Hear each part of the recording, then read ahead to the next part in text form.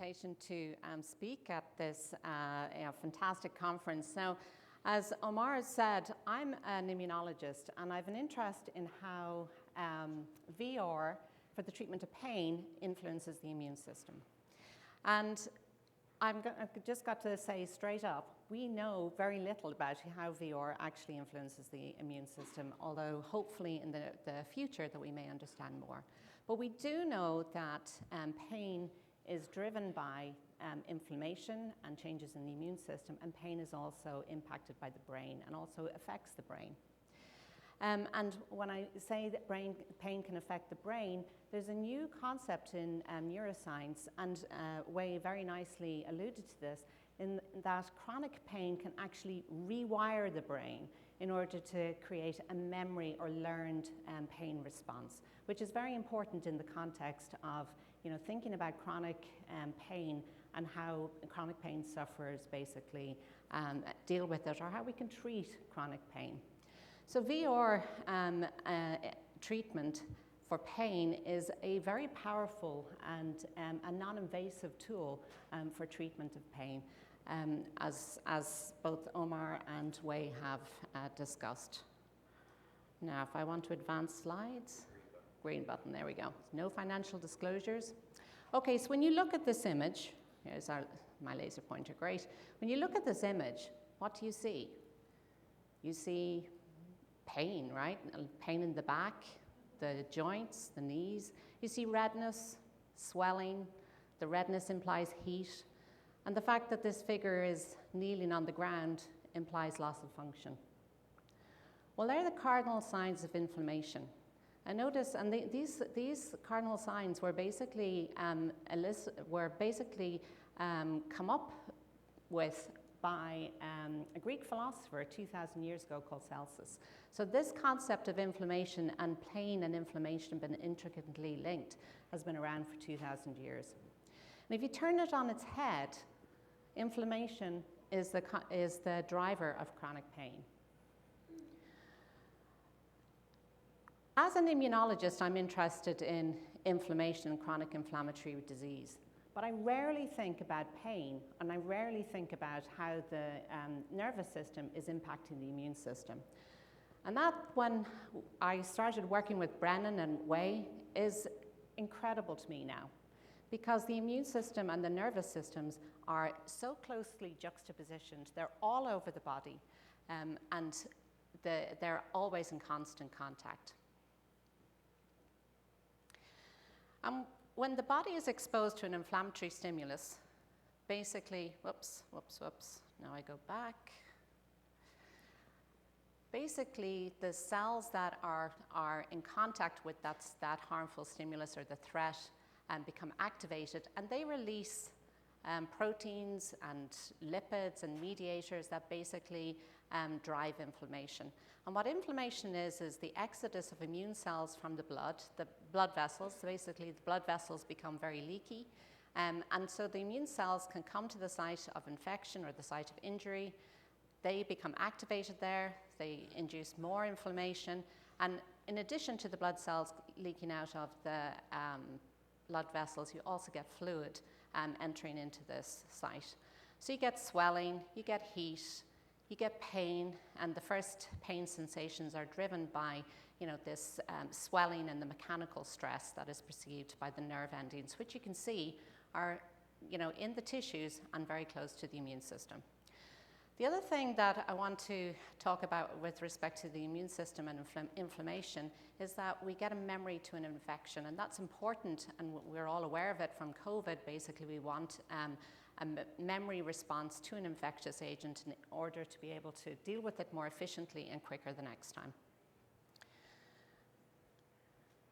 The role of pain and inflammation is to activate the brain in order to make the area sensitive so that you prevent further injury and you promote a temporary loss of function so that you allow that area to heal again. But the other role of pain, which we don't think about, is that it's there to generate a memory of something noxious, something that is painful or hot or too cold, something you don't want to become something to, re-exposed to.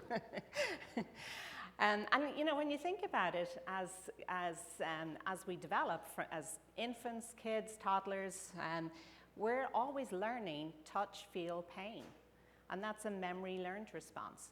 So this is very relevant to both acute and chronic inflammation, because you'll avoid things that are going to be painful. But if you're chronically inflamed, then you've got a memory response to that pain, as I'm going to discuss. So this memory response is generated in a number of different ways. So you have the immune cells that when they're activated, they basically secrete these inflammatory mediators, and these can bind to receptors on the nerve terminals. And when these receptors are bound, they basically increase the expression or the numbers of these ion channels on the surface of the nerves. And these ion channels are critical for conducting the nerve impulse down the neuron and basically transmitting the signal to the brain. So if you increase the number of nerve channels or ion channels on the surface, you're going to increase pain sensitization. Also, you've got secretion by the nerves of proteins and peptides that can modulate the immune response. So it's a bidirectional communication, which is very important.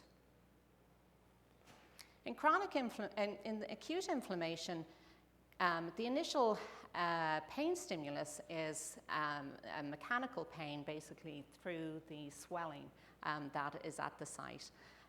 But then you sensitize the neurons by increasing the expression of these ion channels, and that's to basically promote this loss of function.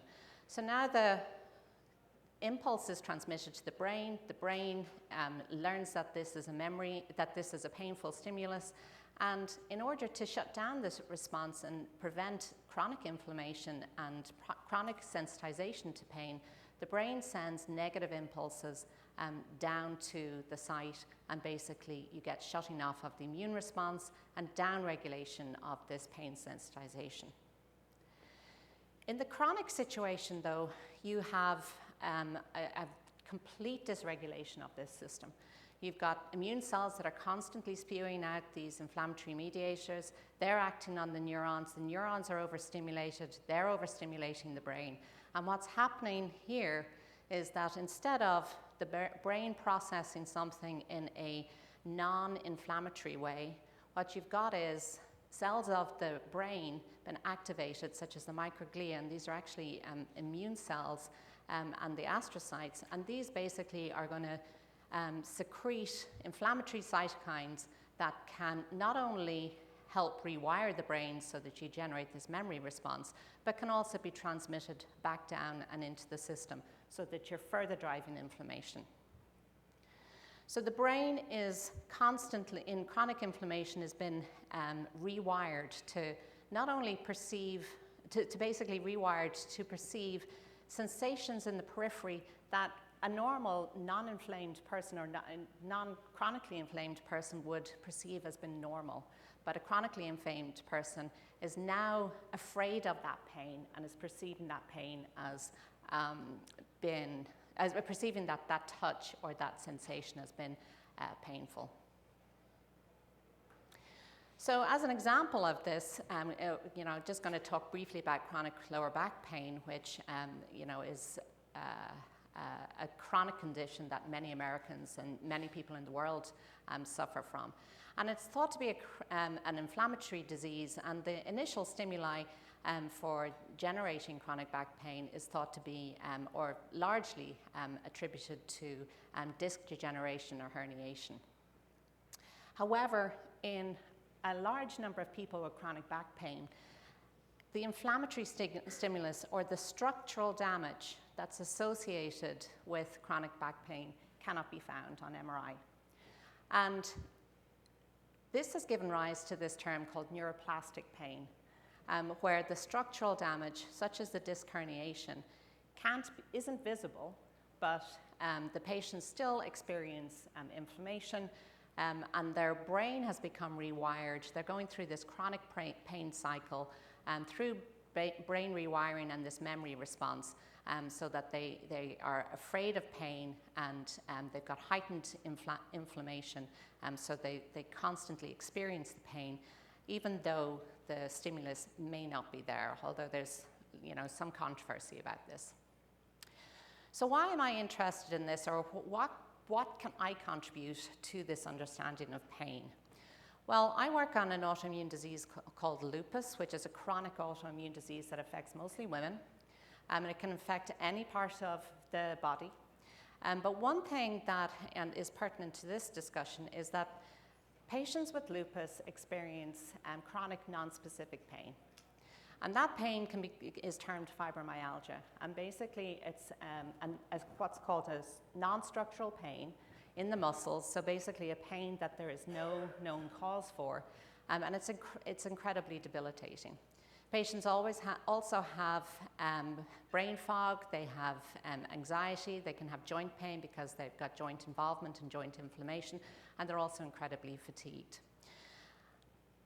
What is driving this is type 1 interferons. Now, the reason that I've got viral infection on this slide in the title is that type 1 interferons are the cytokines that are secreted in response to viral infection. And what interferons do is they interfere with infection, with the virus, and viral infection and the viral life cycle. They kill infected cells and trigger them to die. They activate the immune system, but they also sensitize neurons. And if you think about when you've got the flu, or more recently COVID, your skin, your muscle aches, your whole body aches, you've got brain fog, you can't think clearly, and your skin's crawling. And that's due to the effect of type 1 interferons on peripheral neurons and also neurons surrounding muscles and other organs. And the interferons, basically, and not to get into this in any detail whatsoever, the interferons bind to their receptor and then trigger some sort of event inside the neuron, which we have no idea what's happening yet, and that's enhancing pain sensitization. But a recent treatment for lupus is a blocking antibody against this receptor, the interferon receptor. And so this treatment not only may treat the symptoms of lupus, but also may block pain. And there was a very nice study, and actually this antibody has only been approved for lupus in the last couple of years, and it's only the second treatment approved by the FDA for lupus in the last 60 years. So it's, there's an incredible unmet need in targeting both the symptoms of lupus and also pain in lupus. So this is the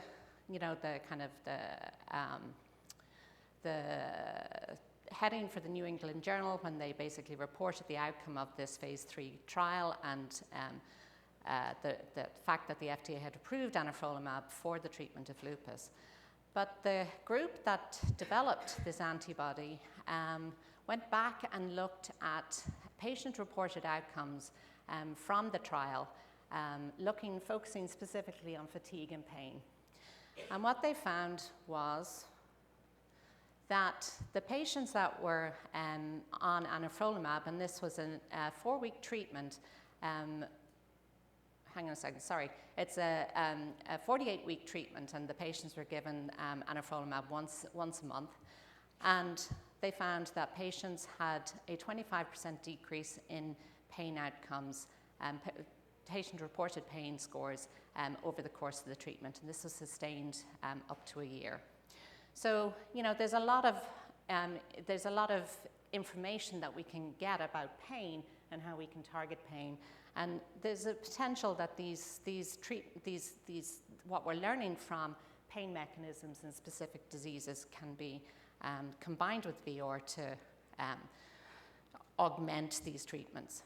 Okay, so this is actually something that I was incredibly excited about when I heard about it, and actually. The person that led this study, who is from the University College London, was at a conference that I was attending when Brennan and Wei and myself were putting this grant together. So I had a great opportunity to talk to him about this study. So it's had a huge impact on our understanding of pain in fibromyalgia, which is this non-structural pain in the muscles, which is very difficult to treat. And most patients with fibromyalgia are on opioids because it's the only relief that they can get from this. And what they did was they took blood from the patients with fibromyalgia and patients and healthy control subjects.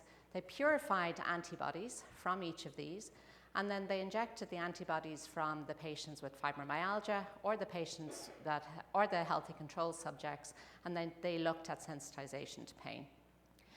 And what you can see here on the left is that when you looked at the pain thresholds for mice that were sensitized with healthy control antibodies, there's no change.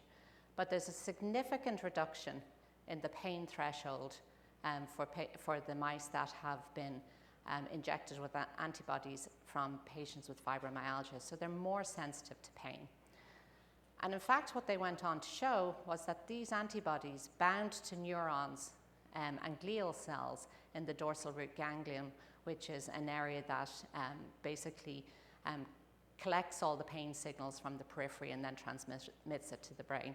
So this is a highly impactful study that is really getting to mechanism of pain in autoimmune disease. Okay, so what can we do with this information that we have? Can we combine it with virtual reality, as both Omar and Wei have discussed, in order to treat pain?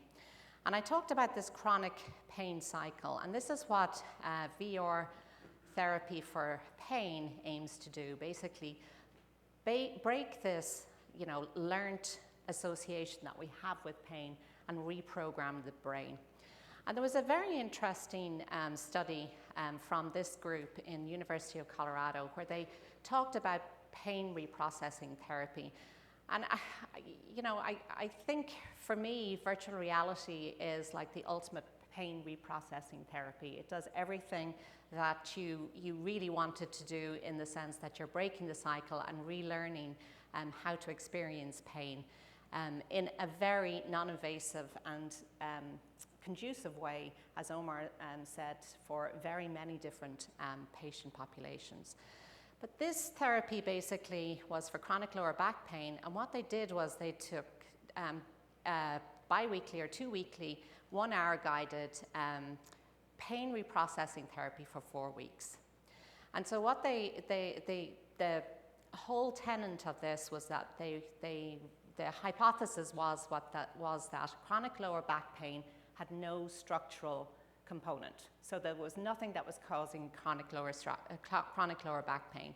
So the idea was that if you educated the patients and told them that their pain wasn't real and that it was all in their head, which I don't necessarily agree with, that you could use this information to help them reappraise their pain situations, and then combine that with cognitive behavioral therapy to address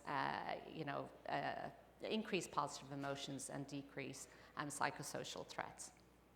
So just to show you the results from this, they basically showed that the PRT, or pain reprocessing therapy patients, are shown here in blue, and you've got this marked reduced pain intensity, and also 66% of the patients reported a pain-free or nearly pain-free state at the end of the treatment, which was sustained at 1-year follow-up.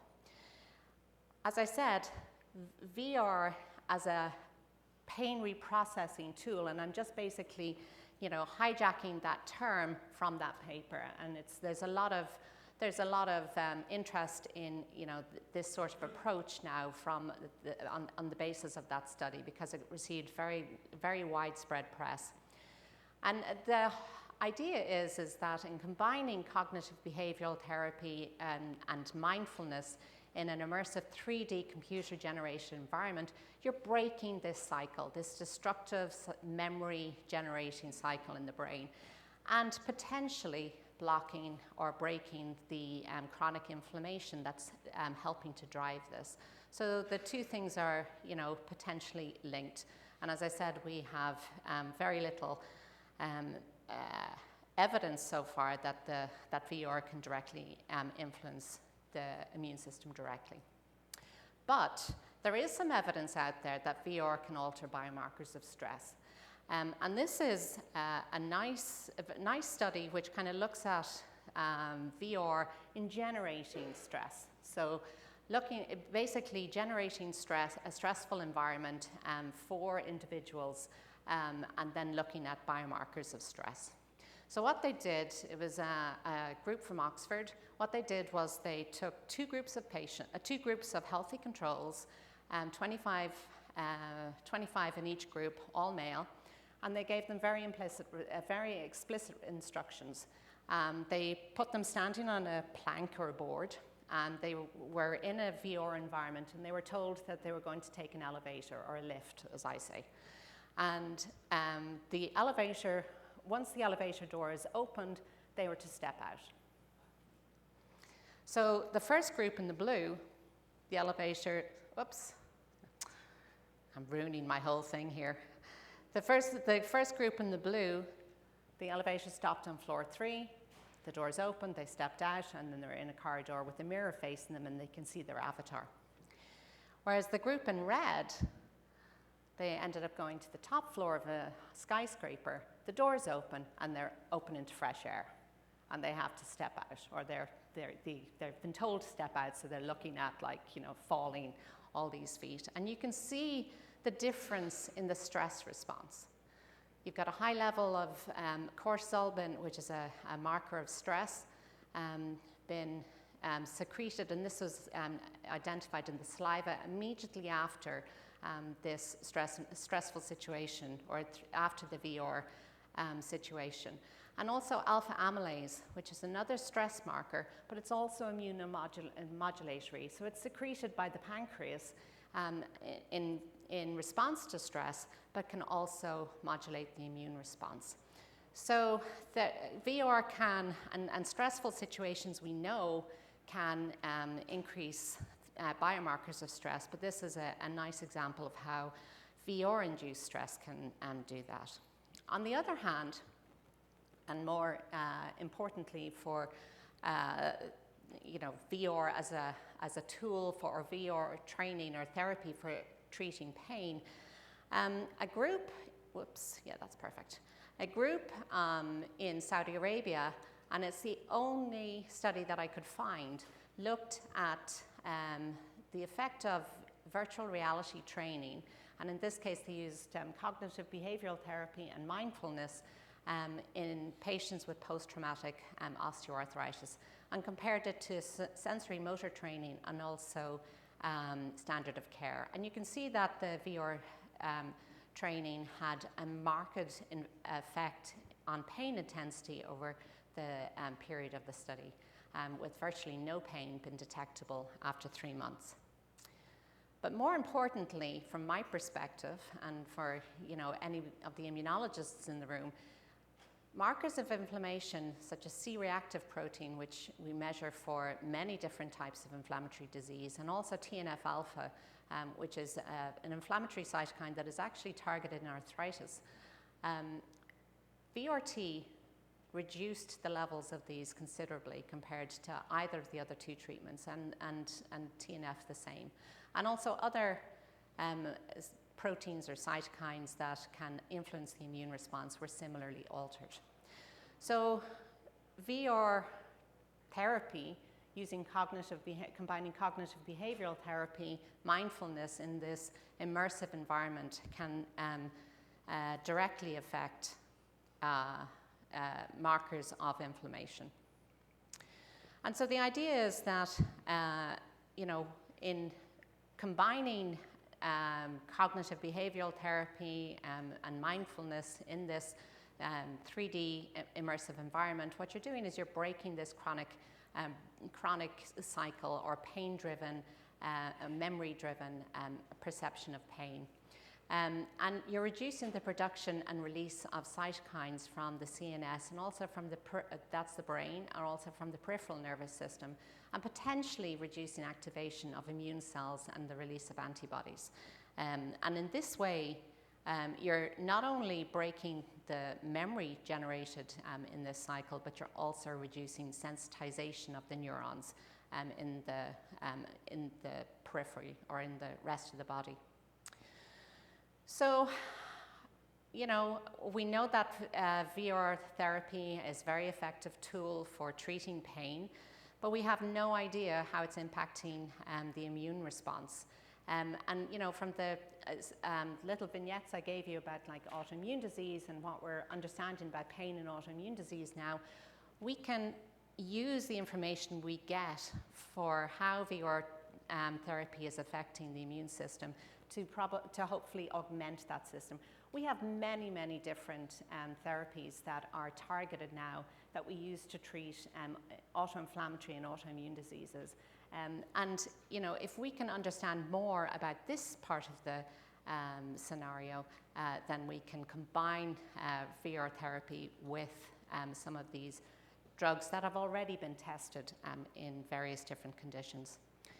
Another area that is something that Omar alluded to was the gut-brain axis, and this is something that a lot of people are very, very heavily invested in, and people are very excited about it because we know that the brain can stimulate the gut through the vagus nerve, but the microbiome that's in the gut can similarly stimulate and impact the brain. So if we understand how VR can impact the gut microbiome, maybe we can use probiotics or diet to aid treatment. So these are, you know, this is also an area that's important in autoimmunity and autoinflammatory disease. So combining all of these areas, including, you know, patient feedback and suggestions involving healthcare professionals, these are all aspects that we can use to get a more holistic view of how VR therapy is working.